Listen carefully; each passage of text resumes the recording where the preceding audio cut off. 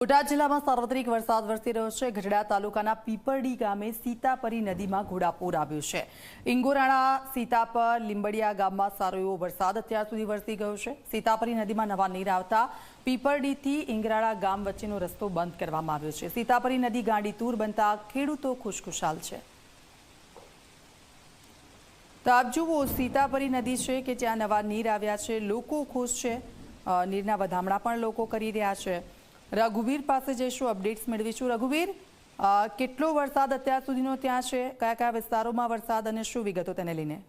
સતત 5મા દિવસે બોટાદ શહેર સહિત સમગ્ર જિલ્લામાં વરસાદી માહોલ જોવા મળી રહ્યો હતો અને ખાસ વાત કરવામાં તો ગઢડા શહેર અને તાલુકા પંથકમાં રાત્રિના 2 કલાકથી સવારના 8 કલાક સુધીમાં 27 જેટલો વરસાદ નોંધાઈ ચૂક્યો હતો અને ખાસ વાત કરવામાં આવે તો ગઢડા તાલુકાનું જે પીપળી ગામ આવેલું છે તે પીપળી ગામની સીતાપરી નદીમાં ઘોડાપૂર આવ્યા હતા। ભારે વરસાદના કારણે ઉપરવાસના જે ગામો છે એટલે કે જે સીતાપર, ઇંગોરાળા, લીંબડિયા સહિતના જે ઉપરવાસના ગામોમાં ભારે વરસાદના કારણે સીતાપરી નદીમાં ઘોડાપૂર આવ્યા હતા અને ગાંડીતુર નદી બની હતી। ત્યારે સીતાપરથી ઇંગોરાળા જવાનો જે રસ્તો છે તે પણ બિલકુલ આભાર રઘુવીર, આપની પાસેથી માહિતી લેતા રહીશું।